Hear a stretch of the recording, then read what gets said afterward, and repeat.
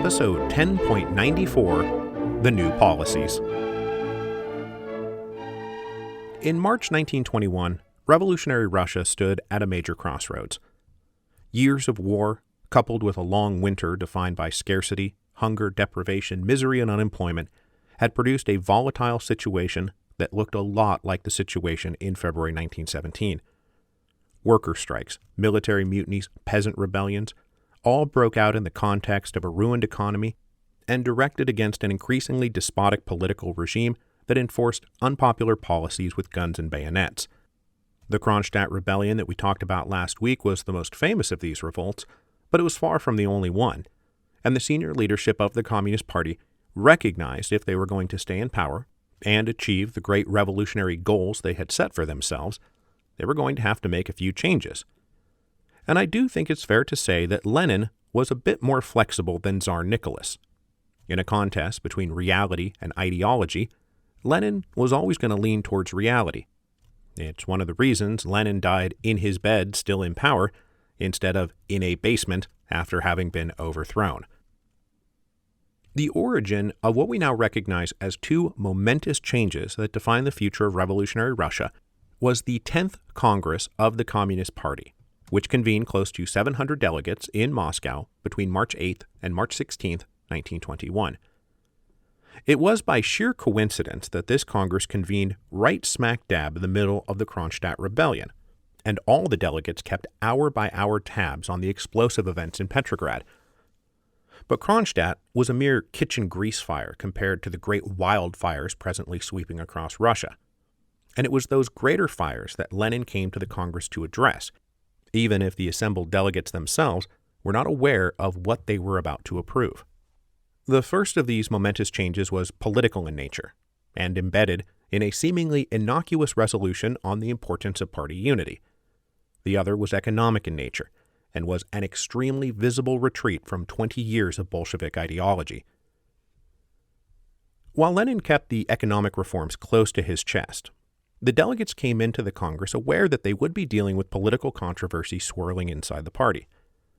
With so many problems facing Soviet Russia, it was only natural that conflicts would arise inside the ruling party between competing visions of how to respond to these problems. Over the winter, these conflicts had grown into full-blown factional disputes that vexed Lenin greatly. Lenin worried openly to his comrades over the long winter, "We must have the courage to look the bitter truth in the face. The party is sick. The party is shaking with fever." Since they all took it for granted that the Communist Party was the only party with the means, determination, commitment, and energy to defend the revolution, if this growing sickness of factionalism killed the party, it would, by extension, kill the revolution. But Lenin was not the only one who was worried about the health of the party. Plenty of communists came into the 10th Party Congress having diagnosed an acute case of senior leadership disconnected from the masses, senior leadership turning themselves into a bureaucratic aristocracy that made communist Russia little different from Tsarist Russia. Hence, the rise of the factional disputes in the first place. The problem was not the fact that the factions existed, but that the leadership had gone completely off the rails. Now, a few episodes back, we introduced the biggest of these growing factions, the workers' opposition. This was a group led by working-class leaders like Alexander Shliapnikov, Sergei Medvedev, and Alexander Kollontai, who believed the Communist Party was fatally morphing into an institution that no longer represented the character, interests, or worldview of the industrial proletariat they claimed to represent. Over the winter of 1920-1921, they raised major objections to Trotsky's economic policies, the creation of labor armies, the clear push to militarize economic production, and most especially, his push in late 1920 to formally subsume all the various labor unions under state control, making the unions no different from a government department, with union leaders appointed directly by the state. The workers' opposition wanted to recommit to the proletarian character of the revolution. They wanted to keep the unions free and independent from state control. They wanted to return management to the factory to worker committees, and even replace the economic planning departments with congresses of workers. The leadership of the Communist Party had been caught flat-footed by the workers' opposition. All through the pre-revolutionary years, Bolshevik leaders knew they were going to have trouble with the peasants, and so they debated at length the peasant question. But they all took it for granted the industrial proletariat would be forever with them, body and soul. And for Trotsky, it was actually incoherent nonsense to speak of the workers needing to maintain organizations and power structures independent of a state controlled by the Communist Party. How could the interests of the proletariat and the Communist Party diverge? The Communist Party was the political manifestation of the proletariat. The Communist Party represented the dictatorship of the proletariat. So how on earth could the proletariat need to be protected from their own dictatorship? It didn't make any sense. The obvious rejoinder from the workers' opposition was that this is all fine and good in theory, but look around. Listen to the workers. Ask them what they want. Ask them how they feel about the Communist Party. And they will give you a list of complaints that was as long as any list that was ever directed at the Tsar. They were just as poor, hungry, and mistreated as ever. After a brief flirtation with worker-directed factory life, the Communist Party had brought in bourgeois specialists to come in and manage the factories, using the same kind of oppressive techniques they had used before 1917. The bosses were there to give orders. The workers were there to follow orders. Now Comrade Trotsky proposed that their labor unions, the organizations that were supposed to protect the workers from abuse, give them a voice and a right to some kind of self-determination, was now going to be co-opted by and subordinated to the communist state, the very thing that they now believed was oppressing them. This would make the unions little different than the old police unions of the Tsarist era. Trotsky could argue till he was blue in the face that it was theoretically impossible for the workers to need protection from the Communist Party. But that didn't mean it was actually impossible. In fact, it was happening right now. The workers' opposition, though, was not the only faction inside the Communist Party, and the other one we need to talk about is the Democratic Centralists, whose arguments dovetailed nicely with the workers' opposition, because they too claimed that the senior leaders of the Communist Party had become divorced from the people they were meant to be leading. In their view, the same process of co-opting the Soviets and turning them from open forums that expressed the will of the people from below into closed committees that carried out orders from above was now being reflected inside the Communist Party itself. Major decisions were made behind closed doors in the inner sanctums of the Politburo and the Orgbureau, two subcommittees that technically didn't even have a statutory existence in the official organizational chart of the Communist Party. So instead of local party rank-and-file members choosing their own leaders, participating in decision-making, and enjoying some measure of freedom of action, the upper echelon committees in Moscow now decreed all policies and assigned and reassigned jobs without bothering to consult anyone else. Their complaint, then, was that the entrenching authoritarian tendencies of the Communist Party with regards to Russia was being mirrored by entrenching authoritarian tendencies of the party leadership with regards to its rank and file. What the Democratic Centralists wanted was for party leaders to serve the rank and file of the party, as opposed to what was clearly solidifying the rank and file of the party serving the party leaders. Now, just to be very clear, they were the Democratic Centralists. They were not anarchists arguing for a completely decentralized party and total local autonomy. They believed in the importance of party discipline and submitting to decisions once they were made. They just wanted to ensure that the process of selecting leaders, debating policies, and reaching decisions remained a free and open process, not a closed and conspiratorial process. But despite what I think are valid criticisms from both the workers' opposition and the Democratic Centralists, Lenin himself was still the major force in the party, both morally and operationally. By habit and disposition, the assembled delegates at the 10th Party Congress took their cues from Lenin above all. And Lenin's principal preoccupation at the moment was not the specifics of the criticisms, but the way they were voiced. Lenin was in fact volcanic with rage that Communist Party members were out there organizing and building separate political apparatuses inside the party, with their own committees and newspapers and platforms. He saw here the seeds of the same kind of divisions between Bolsheviks and Mensheviks that had destroyed the unified Social Democratic Labor Party. He wanted to prevent that split at all costs by explicitly banning the right of members to form groups outside the officially sanctioned departments, committees, and subcommittees of the party. And in many ways, this takes us all the way back to the arguments at the Second Party Congress, particularly with regards to the Bund, who wanted to become kind of a party inside the party, and which Lenin explicitly rejected. Now, he was at pains to insist that criticisms were a vital part of keeping party leadership honest, And he did carry resolutions at the 10th Party Congress that turned away from Trotsky's more radical economic proposals in order to keep the workers' opposition types mollified. But these critiques had to be made by individual members as individuals. They could never be the collective voice of an organized faction. That could simply not be tolerated.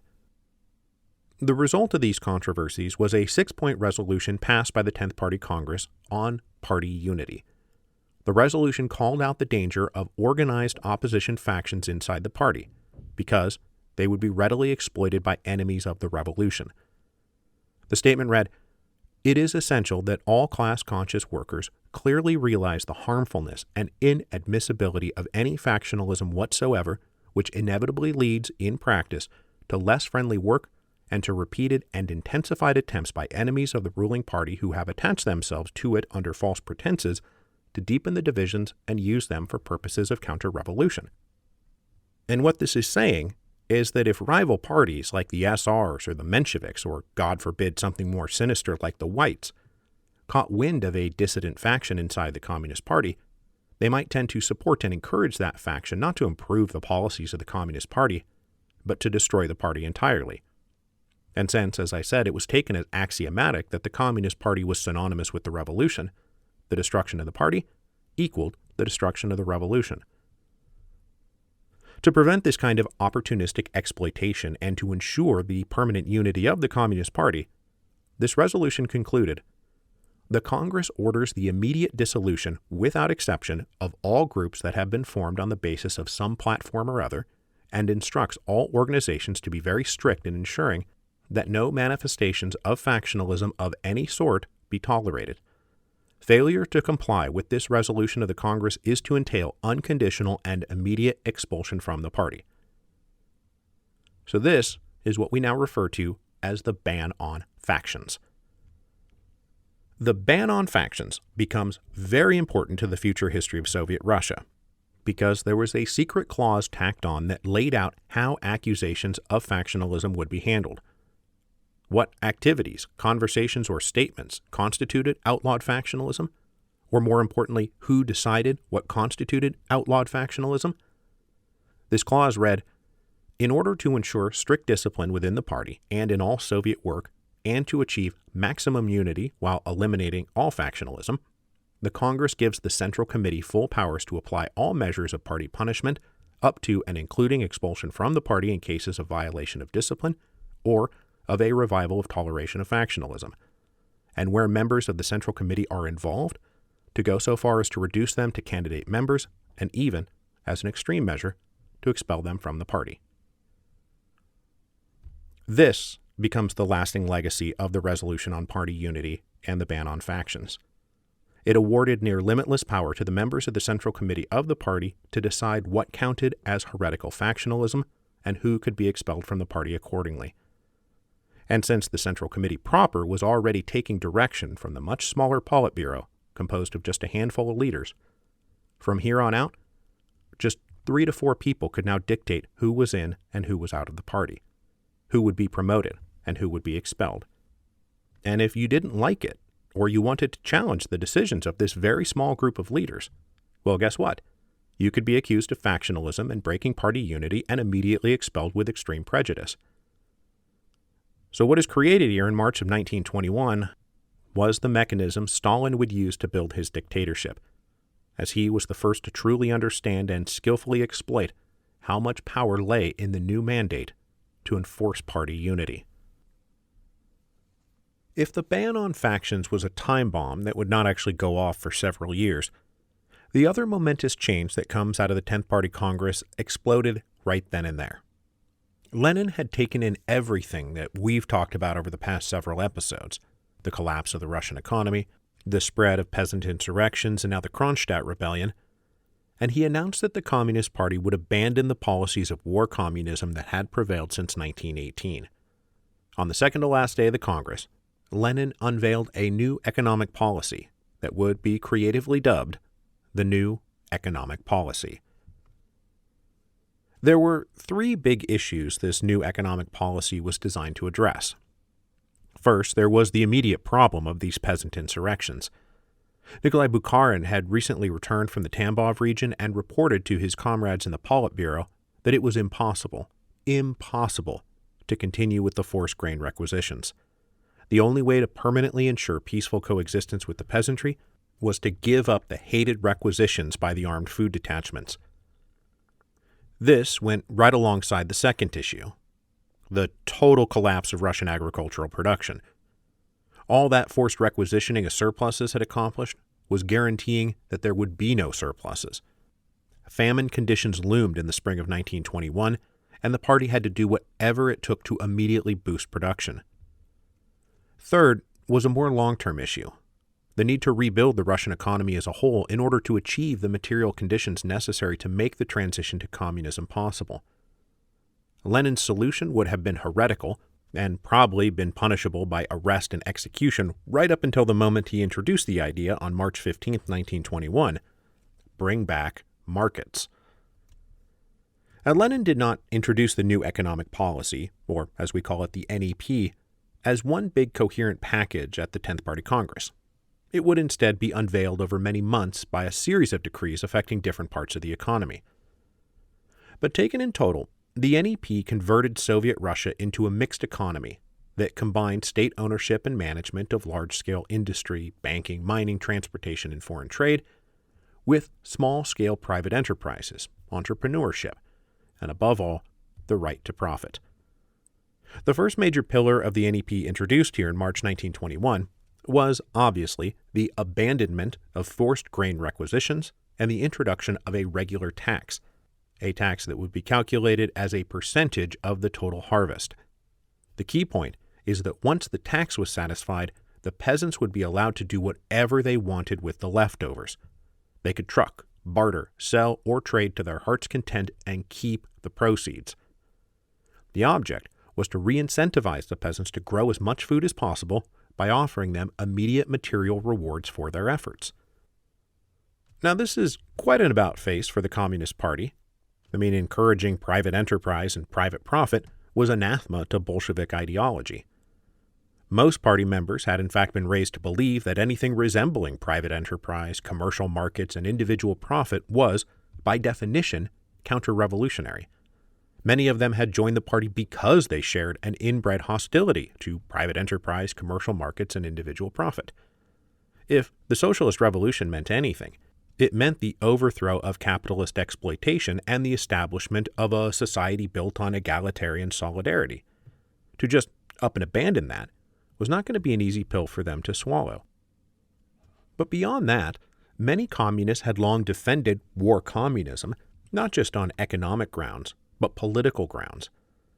They believed that allowing private enterprise meant enriching and empowering those who were class enemies of the revolution: industrialists, merchants, and above all, the kulaks, those prosperous peasants who would turn their economic prosperity into political power and no doubt use that political power to overthrow the revolution. These were not inconsiderable objections, and Lenin knew these objections well because he had made these arguments himself. But reality was reality, and they had to face reality together. The peasants were in revolt, and there was no food to be had. So later in the year, Lenin delivered a report to the Second All-Russian Congress of Political Education Departments concerning the new economic policy, basically how the party needed to think about it and explain it. He did not mince words, and right near the very top is a section labeled "Our Mistake," which reads, "At the beginning of 1918, we expected a period in which peaceful construction would be possible. When the Brest Peace was signed, it seemed that danger had subsided for a time, and that it would be possible to start peaceful construction.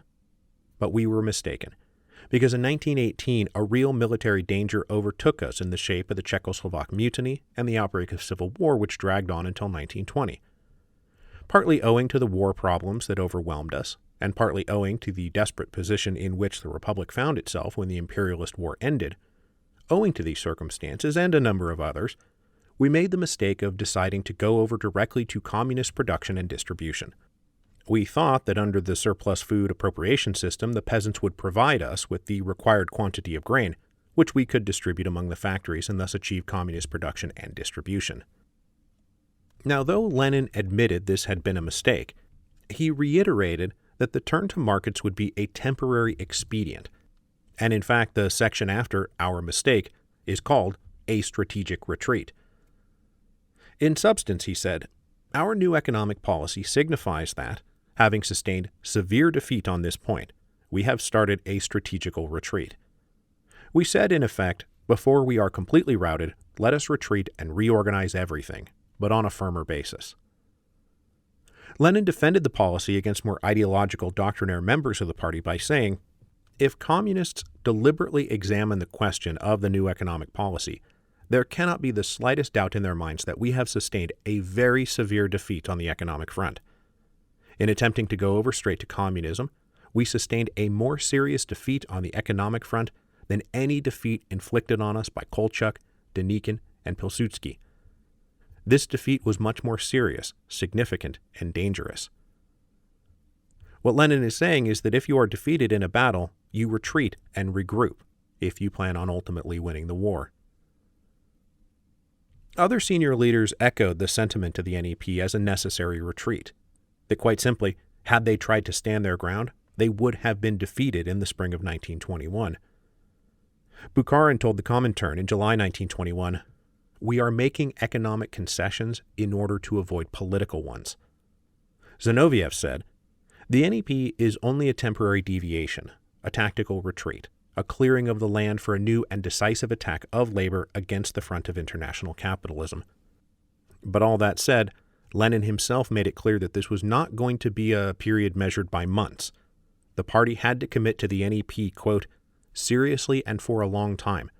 We must definitely get this into our heads and remember it well, because rumors are spreading that this is a policy only in quotes, in other words, a form of political trickery that is only being carried out for the moment. This is not true. For Lenin, this was not about simply catching their breath and going back on the offensive. This was going to be a long-term retrenchment in order to fight a very long war. Lenin's belief that the NEP had to be a long-term project rather than a short-term feint owed to the third big issue it was meant to address. Because aside from the immediate need to end the peasant rebellions and boost food production, there was this long-term need to rebuild the Russian economy. One of the reasons they had rushed into war communism in the first place was the assumption that the international socialist revolution was right around the corner, that the technological, material, and economic assistance Russia would need to transition from its semi-medieval state into full communism would be provided by their comrades who were surely about to win control of the great industrial economies of the West, like France, Germany, and the UK. Russia itself would not need a prolonged period of internal capitalist growth and centralization and accumulation on the long path of historical materialism, because everything they needed could be drawn from external sources. When the international socialist revolution failed to materialize, the Russians realized they had to fend for themselves, growing, centralizing, and accumulating the material basis of communism slowly from within, not immediately from without. And though it would have been heresy to say all of this just a few months earlier, this did mean allowing markets and private enterprise to grow the Russian economy. The impact of this economic liberalization was visible right away. After years of deprivation, suddenly retail commerce was back. But there is a point here we can't miss. The NEP does not so much reintroduce markets into a place where they had ceased to exist, as it did permit the black market economy, which had been existing in the shadows this whole time, to emerge into the full light of day. And emerge it did. In the towns and cities across Russia, private businesses came back. Not just retail shops, but cafes and restaurants, nightclubs and casinos. Encouraged with the prospect of profit, people started up local cottage industries to manufacture things that people wanted and needed. The old bagmen, the small-time traders who had been outlawed back in 1918, now traveled the railroads of Russia carrying manufactured commodities from city to country and agricultural commodities from country to city. Wheeling, dealing, buying, and selling exploded. Emma Goldman said, shops and stores sprang up overnight, mysteriously stacked with delicacies Russia had not seen for years. Large quantities of butter, cheese, and meat were displayed for sale. pastry, rare fruit, and sweets of every variety were to be purchased. Men, women, and children with pinched faces and hungry eyes stood about gazing into the windows and discussing the great miracle. What was but yesterday considered a heinous offense was now flaunted before them in an open and legal manner. Some flaunted it more than others, and the most infamous new class to emerge from this period are known to history as the NEP men, that is, NEP men. The NEP men were a loose category of anyone who took advantage of the sudden liberalizations in economic control and the arrival of profit opportunities. Whether traders, merchants, small-time manufacturers, entrepreneurs, or business owners. And the NEP men didn't just buy and sell wheat and plows. They would often come bearing liquor, tobacco, and drugs like opium, heroin, and cocaine. Some of them made enormous fortunes in a very short amount of time. They bought fancy cars and clothes. They flaunted their wealth in restaurants and theaters and shops. They represented a very conspicuous consumption that Russia had not seen in years. And as all of this is happening in 1921 and 1922 and 1923, the NEP men are kind of Russia's contribution to the post-World War I scene of the Roaring Twenties. Though in Russia's case, this was not happening in a time of general prosperity. Scarcity and poverty still reigned, which made the NEP men a kind of despised group for profiting off of that scarcity and poverty. The handful who made huge fortunes became hated symbols of greedy exploitation, and it should come as no surprise that a lot of that hatred comes with a heavy dose of anti-Semitism whenever someone with a Jewish surname was identified. So to tie together the two momentous things that came out of the 10th Party Congress, we can see the economic component working in tandem with the political component. That is, the loosening of economic controls is going to be matched by a nearly equal tightening of political controls. The enrichment of the peasant kulaks or the NEP men or businessmen leasing government-owned factories for private profit would not be allowed to lead to their political empowerment. NEP men, for example, were heavily taxed and inspected and scrutinized and interrogated all the time to ensure that they kept their ambitions strictly economic. At the same time, the communists would not allow rival political parties to gain advantages from the newly prosperous parts of society. So the spring of 1921 marks the end of whatever lingering toleration of rival political parties like the SRs and Mensheviks had been tacitly enjoying over the past several years. Mensheviks and SRs were accused of suborning and leading the peasant rebellions and the Kronstadt rebellion, and they would be the ones most likely to try to organize the newly prosperous elements of Russian society against the Communist Party. So, the new modes of economic liberalization were matched by new modes of political repression, and the one-party Soviet state truly and permanently entrenched itself.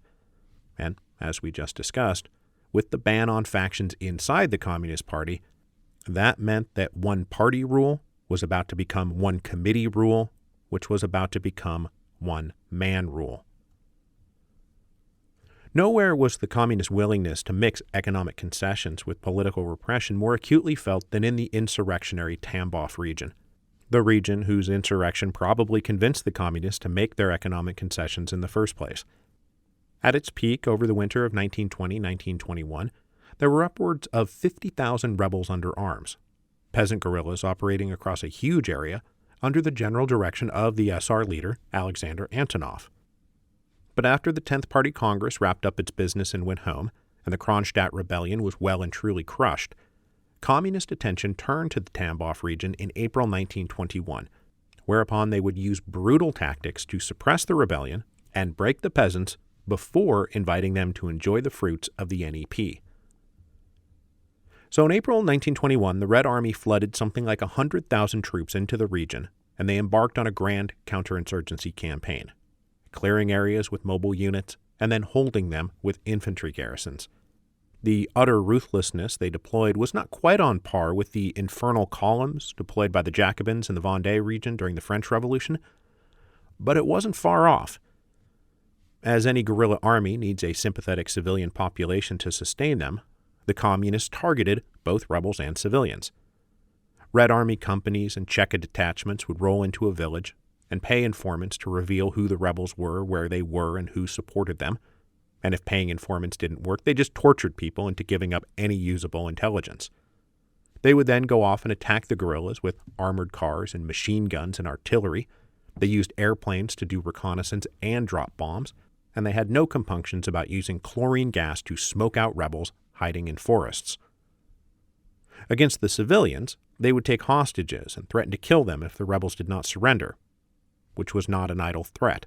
If the rebels didn't surrender, the hostages were executed. This also applied to physical property like houses and barns, workshops, and sometimes entire villages to punish the rebels and the locals who supported them. The communists also built concentration camps and herded the entire population of villages inside of them, declaring those caught outside the camps fair game to be killed. Sometimes entire villages could be punished as a group and forcibly deported to new settlements way up in the Arctic Circle. Not that it was clear to the rebels that surrendering was even worth it. At one point, the communists declared a general amnesty, and when 6,000 or so took them up on the offer, nearly all of them were taken into custody and shot. All of this unfolded through April, May, and June 1921, with about 15,000 people being shot, both rebels and civilians, and another 100,000 imprisoned or deported. The result of all this was the total and brutal repression of the Tambov Rebellion by the summer of 1921. Alexander Antonov himself slipped into hiding and continued to lead a small-time guerrilla group until the summer of 1922, when the Cheka finally tracked him down and killed him in a firefight. The residents of the Tambov region were not coaxed from their rebellion by the promises of the NEP, the details of which were barely known to them. They were instead beaten into submission by the kind of brute force the Communist Party continued to be all too willing to use against their own people to ensure their political supremacy, because after all, they represented the revolution, and any threat to them was not just about securing their own personal power, but the victory of the revolution. This allowed them to justify a lot. And unfortunately, the worst was not actually over yet, as the NEP came too late to stave off a looming famine that would spread throughout Russia in 1921 and 1922. But we are going to set that aside and come back to it, because next week we are going to talk about how Soviet Russia tightened its political hold not on their own people, but on the peripheral nationalities of the former Russian Empire.